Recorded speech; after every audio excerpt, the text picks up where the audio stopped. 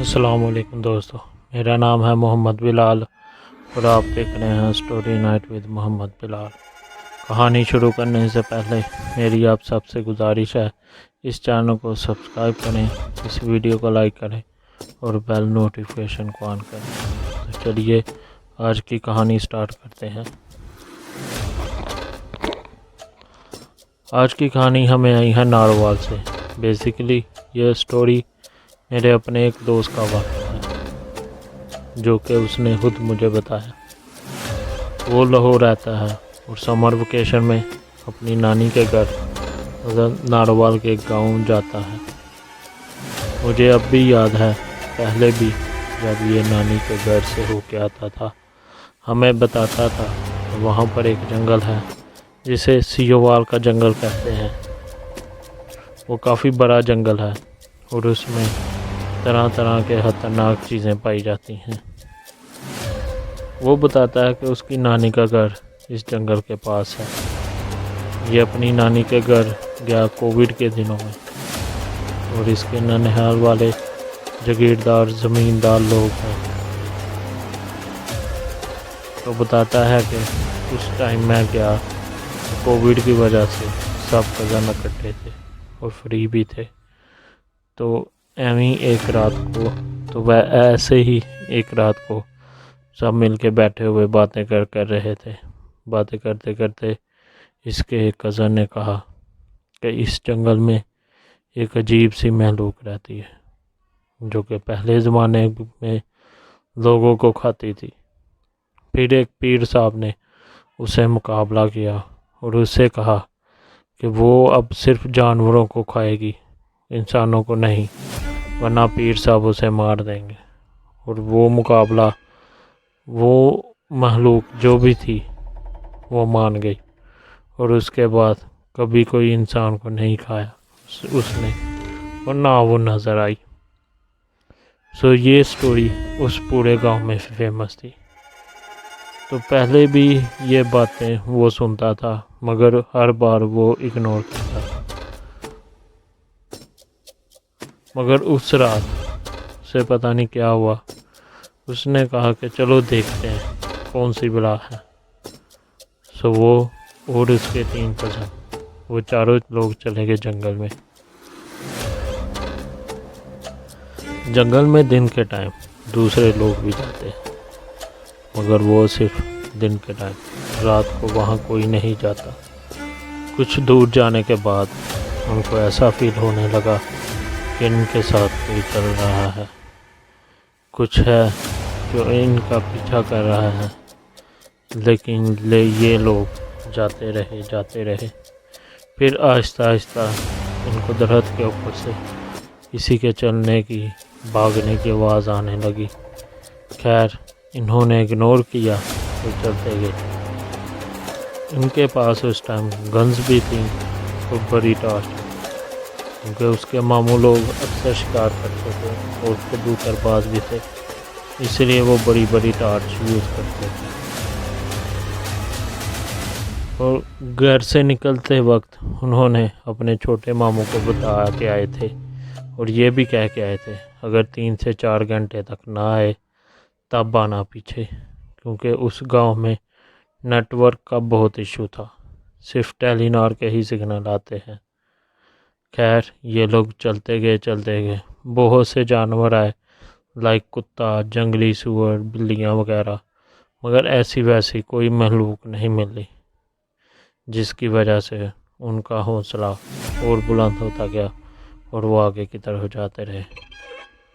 اس جنگل کے ساتھ آگے ایک قبرستان بھی تھا جو کہ کہا جاتا ہے بہت پرانا قبرستان ہے، اور وہاں ساتھ ہی ہندوؤں کے جلانے کی جگہ بھی تھی، اور ایک مندر جو کہ بس اب نشان کا ہی مندر تھا اور باقی سب کھنڈر بن چکا تھا۔ اچانک وہاں سے گزرتے ہوئے اس کے کزن کو ایک شیڈو سا دکھائی دیا جو کہ اس کے اوپر سے ہوتے ہوئے گزرا۔ وہ بتاتا ہے کہ ہم جیسے جیسے جنگل کی طرف جا رہے تھے، ارد گرد کے پرندوں کی، کتوں کی آوازیں بہت زیادہ ہوتی جا رہی تھی، اور جیسے ہی وہ اس کھنڈر اس قبرستان کے پاس پہنچے تو وہ آوازیں، وہ درخت کے لوگوں کا چلنا، وہ ایک دم رک گیا اور ہر طرف سناٹا چھا گیا۔ جو اس کے کزن نے وہ شیڈو دیکھا تھا، وہ کہتا ہے کہ وہ شیڈو ہمارے اوپر سے گیا ہے، ان کے اوپر سے گیا ہے، مگر باقی کزن نے کہا کہ یہ کوئی چمگادڑ وغیرہ ہوگی جو اوپر سے گئی اور تم ڈر گئے ہو۔ خیر ایسے ہی اس نے اپنے کزن کو کہا کہ چلو اس کھنڈر کی طرف چلتے ہیں، اور وہ چاروں اس کھنڈر کی طرف بڑھنے لگے۔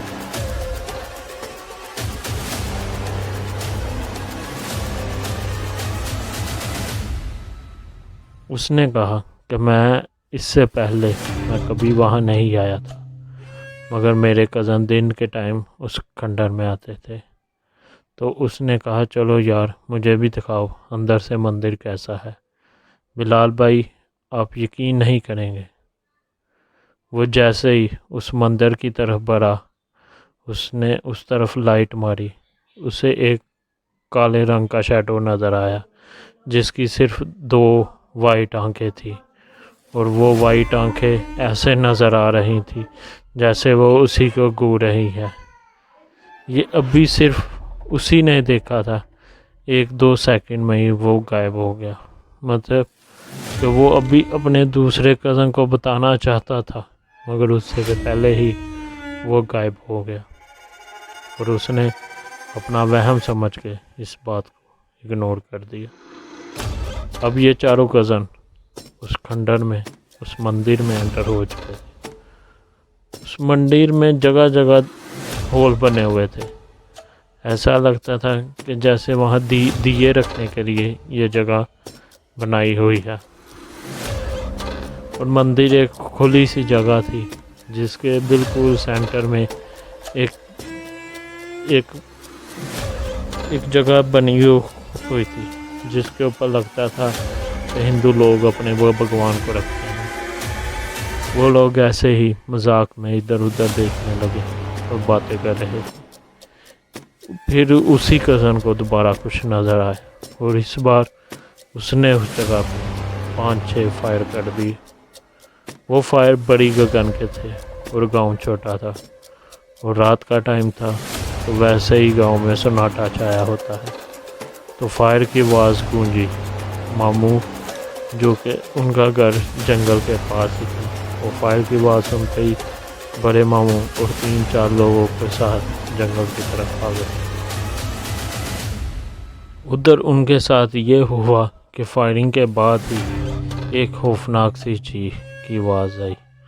وہ عورت کی چیخ تھی اور اتنی خوفناک تھی، ایسے جیسے کہ وہ مندر میں ہمارے ارد گرد ہی چیخ رہی ہے، اور وہ چیخنے کی آواز ایسی تھی کہ وہ چیخ ان کے چاروں طرف سے آ رہی تھی، اور آہستہ آہستہ ایسے لگ رہا تھا کہ چیخ ان کے ارد گرد آتے جا رہی ہے۔ ان کا ایک کزن جو کہ کافی بہادر تھا، اس نے اس جگہ پہ کھڑے ہو کے، جس جگہ وہ اپنا بھگوان رکھتے تھے، اس جگہ کھڑے ہو کے اس نے ہوائی فائرنگ کی۔ فائرنگ کا رد کرتے ہوئے اس نے اونچی آواز میں کہا، کون ہے؟ میں کسی سے نہیں ڈرتا۔ اس کی سوچ الگ ہی ہے۔ کون ہے؟ میں کسی سے نہیں ڈرتا، اتنی ہمت ہے سامنے آ۔ کیونکہ اس کی سوچ الگ ہی تھی۔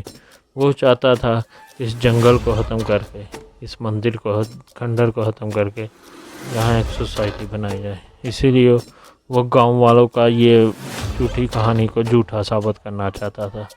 وہاں کھڑے ہو کے ایسے بولنے لگا، کون ہے؟ کس کی ہمت ہے؟ اتنی ہمت ہے تو سامنے آؤ۔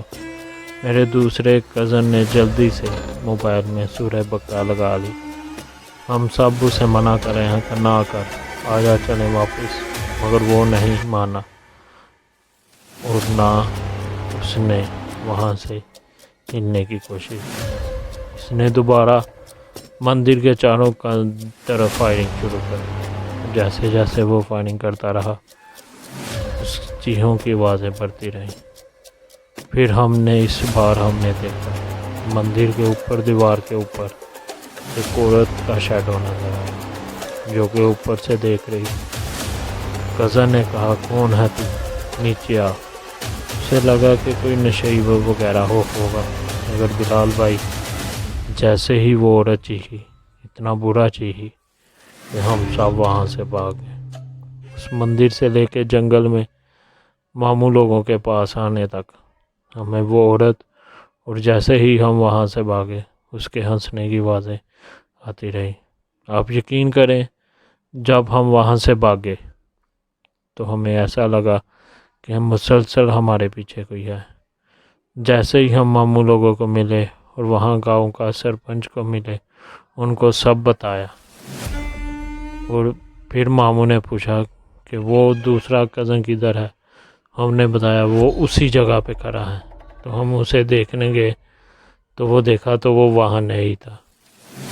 ہم نے اسے بہت ڈھونڈا مگر وہ کہیں نہیں ملا۔ پھر ہم ساری رات اسے ڈھونڈتے رہے۔ فجر کے بعد وہ ہمیں جنگل کے قبرستان کے پاس ملا اور وہ بے ہوش تھا۔ جب ہمیں اسے پوچھا کہ تمہیں کیا ہوا اور اسے کل لے کر آئے تو اسے پوچھا کہ تمہیں کیا ہوا، تو اس نے بتایا کہ وہ بلیک سا شیڈو آیا اور وہ اسے اٹھا کے لے گیا۔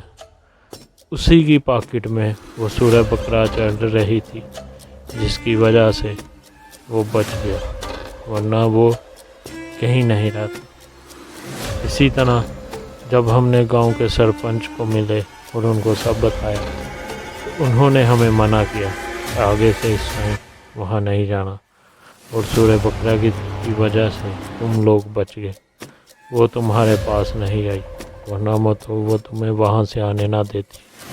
پھر ماموں نے بتایا کہ پارٹیشن کے ٹائم یہ عورت اسی مندر میں چھپ گئی تھی، اور اس ٹائم کے لوگوں نے اس کے سارے خاندان کو ختم کر دیا، صرف یہ اور اس کا بچہ وہاں تھا، تو لوگوں نے وہاں آگ لگا دی۔ اس کے بعد جن لوگوں نے وہاں آگ لگائی اس نے ہم سب کو مار دیا، اور پھر اس مندر کے آنے والے سب کو مار دیتی۔ پھر ایک پیر نے اسے وہاں رہنے دیا اور آگے یہ جنگل بنا دیا تاکہ وہاں نہ کوئی جائے نہ کوئی رہنے کی سوچے۔ اس لیے نہ ہم اسے تنگ کرتے ہیں نہ وہ ہمیں تنگ کرتی ہے۔